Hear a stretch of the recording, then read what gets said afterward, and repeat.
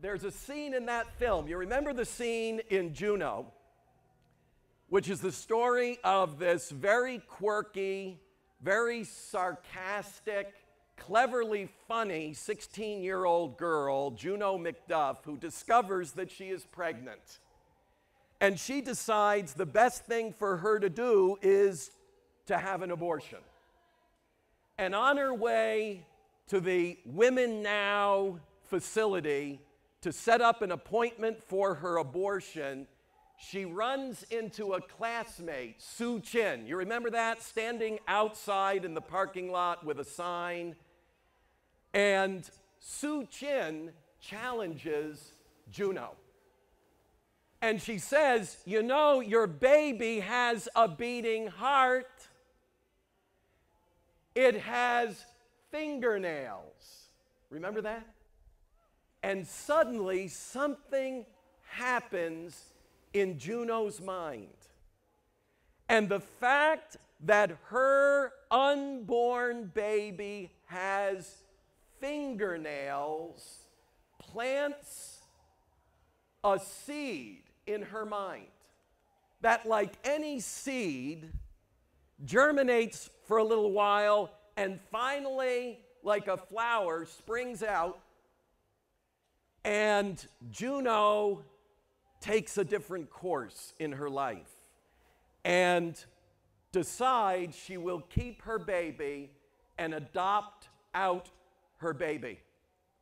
But there's something really profound about that scene, which, by the way, has become one of the more popular videos on YouTube, is that scene of Juno at that moment when she shrugs her shoulders thinking about that baby's fingernails. And suddenly, her unborn baby has value that she didn't have in Juno's mind just a few moments before. Now, what was it that spoke to Juno's heart and mind and conscience? What spoke to her was the same thing that spoke to the psalmist. Her baby's own body spoke to her. The very architecture of her baby's body. Let's look at what the psalmist says here about it. In Psalm 139 and verse 15, I read it to you. My frame, my body, and all its parts were not hidden from you. God sees every part of us that He created, and our bodies form God's human architecture. And just like any building, when you look at a building, especially a really magnificent, impressive building, it tells you something about the architect that designed that building, what his or her thinking was, what they were trying to accomplish in that building, what the function of that building is, and what kind of message the architect is trying to send. It is a language, a structural language. And here's something interesting. I have a friend in Washington, D.C. You heard that my brother Paul and me are missionaries to our elected and appointed officials in Washington. I call it the strangest mission field on planet Earth. And it's not so much that we have so many people in Washington, D.C. who don't believe in God. We have too many of them who believe they are God.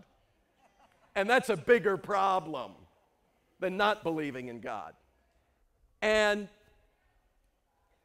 one of my friends in Washington is actually a really good guy, one of the kind of, rare jewels in Washington. His name is Francis Collins. And I hope you'll pray for Francis Collins. Would you remember his name? Because he's under a lot of pressure. Francis Collins is the head of the Human Genome Project in Washington, the largest federally funded research project since the development of the atomic bomb. It was his job to map the entire human genome. In other words, look at human DNA and map out every gene combination in the human DNA. You know what I'm talking about? The double